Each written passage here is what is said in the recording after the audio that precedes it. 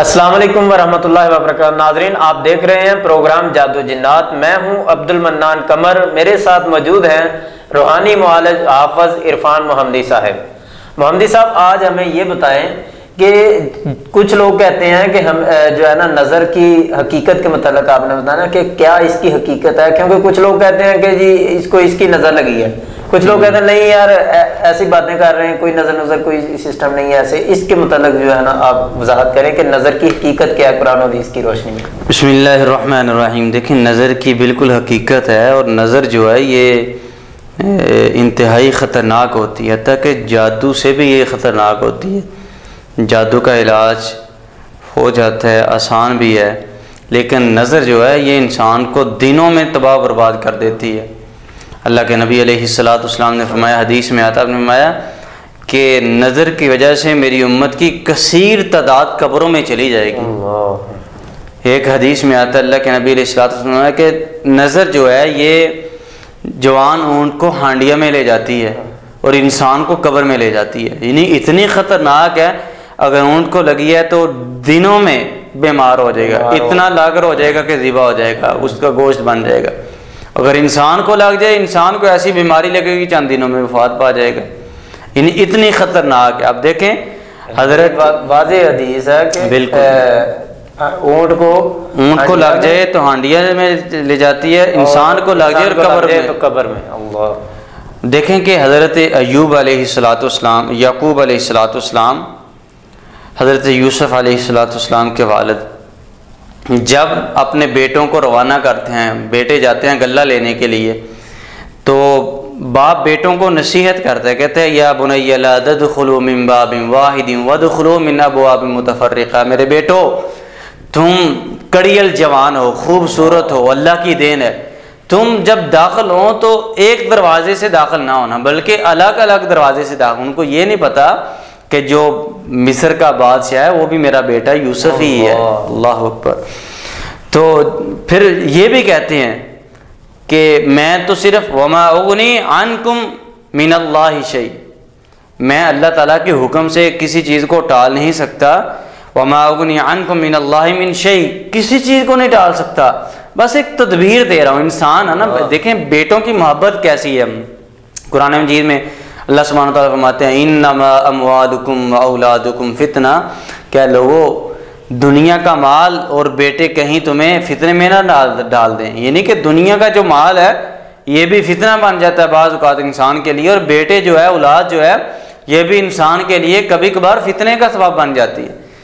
تو حضرت یعقوب علیہ السلام بیٹوں کو کہتے ہیں کہ جب تم دروازوں سے داخل ہوں تو ایک دروازے سے نہ جانا ہے، ایسا نہ ہو کہ تمہیں نظر لگ جائے. تو یعنی دیکھیں نبی ہے، باپ بیٹا بھی نبی ہے. ان الحکم الا للہ، کہتے ہیں اللہ کا حکم ہوگا، ہم تو صرف اسی رب کے اوپر ہی توکل کرتے ہیں. تو اپنے بیٹوں کو یہ نصیحت کر رہے ہیں. اور اسی طرح حدیث میں آتا ہے کہ اللہ کے نبی علیہ السلام ایک دعا ہے نظر بد کی جو حدیث میں ملتی ہے، اعوذ بکلمات اللہ التامات من کل شیطان وہامہ ومن کل عین لائق. اللہ کے نبی علیہ السلام صبح شام حسن و حسین کو یہ دعا پڑھ کے دم کرتے تھے، اور ابراہیم علیہ السلام اپنے بیٹے اسماعیل اور اسحاق کو یہ دعا پڑھ کے دم کرتے تھے. تو نظر کی حقیقت ہے، نظر کی وجہ سے بیماری بھی لگ جاتی ہے اور بڑی بڑی مضر بیماریاں بھی لگ جاتی ہیں، حدیث میں آتا ہے. لیکن بعض لوگ بہت زیادہ غلو کر لیتے ہیں. صبح جا رہے ہیں، اگر کوئی کالی بلی راستہ کاٹ دے تو کہتے ہیں کہ بس آج دکان پہ جو ہے وہ دن اچھا نہیں گزرے گا. صبح گھر سے باہر نکلیں تو گلی کا کوئی ایسا غریب شخص سامنے آ جائے، کہتے ہیں بھئی آج اس کی نظر لگ جانی ہے. تو یہ چیزیں ان سے بچنا چاہیے، احتیاط کرنی چاہیے. کچھ لوگ جو ہے نا نظر کو اتارنے کے لیے، آپ نے تو دعا بتائی ہے نا، جی جی، کچھ لوگ نظر کو ختم کرنے کے لیے، اس کا اثر ختم کرنے کے لیے وہ مرچوں کو جلاتے ہیں. اس حوالے سے دیکھیں یہ غیر شرعی عمل ہے. مرچیں جلاتے ہیں گھر میں، چاروں کونوں میں مرچیں جلاتے ہیں. کیا ہوتا ہے بھائی؟ اس سے نظر ختم ہوتی ہے. گاؤں میں ہم اکثر سنتے ہیں کہ اگر بھینس دودھ نہ دے تو اس کے پاس بھی مرچیں جلاتے ہیں وہ. تو آپ دیکھیں کہ گاڑی لیتے ہیں، اتنی مہنگی نئی گاڑی لیتے ہیں تو وہاں پہ کالا کپڑا لٹکا دیتے ہیں اس کے ساتھ. کیوں بھائی؟ نظر نہیں لگتی اس کو. جوتا لٹکا دیتے ہیں, جوتا لٹکا دیتے ہیں, گندا جوتا لٹکا دیتے ہیں. مکان بناتے ہیں اچھا خوبصورت, اس کے اوپر ایک گندی ٹاکی باندھ دیتے ہیں یا کالی ہنڈیا رکھ دیتے ہیں. تو ان چیزوں کی کوئی حقیقت نہیں ہے. بہتر یہ ہے کہ آپ معوذتین کو پڑھیں, فلق ناس کو پڑھیں. اللہ کے نبی علیہ الصلوۃ والسلام بہت سارے دم پڑھتے تھے, دعائیں کرتے تھے, لیکن جب اللہ سبحانہ و تعالیٰ نے معوذتین کو نازل کیا تو اللہ کے نبی علیہ الصلوۃ والسلام نے اکثر دعاؤں کو چھوڑ دیا. اس کے بعد آپ زیادہ معوذتین پڑھتے تھے.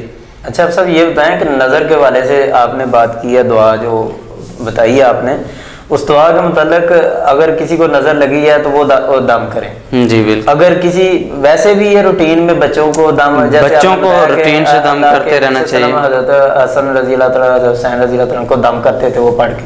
بچوں کو روٹین میں والدین کو چاہیے کہ یہ دعا بچوں کو دم کرتے رہیں. بالکل بچوں کو روٹین سے دم کرنا چاہیے, کیونکہ بعض اوقات والدین کی بھی نظر لگ جاتی ہے اور بچے بیمار ہوتے ہیں, بخار ہو جاتا ہے, جسم میں درد, کبھی کوئی بیماری, کبھی بعض بچے کمزور ہوتے ہیں, لاغر ہوتے ہیں, بعض بچوں کا سر بڑھ رہا ہوتا ہے, بعض لوگ کہتے ہیں کہ اس کو نمونیا ہو گیا ہے اور یہ چند ماہ سے چند دنوں سے یہ کمزور ہی ہوتا جا رہا ہے. تو عموماً بچوں کو نظر لگ جاتی ہے. گھر میں آتے ہیں, کوئی مہمان آتے ہیں, وہ دیکھتے ہیں بچے اتنے خوبصورت, بچے اچھے طریقے سے کھیل رہے ہیں ماشاءاللہ, کہتے نہیں برکت کی دعا دیتے نہیں, تو نظر لگ جاتی ہے. تو روٹین سے معوذتین پڑھ کے صبح شام بچوں کو دم کرتے رہنا چاہیے.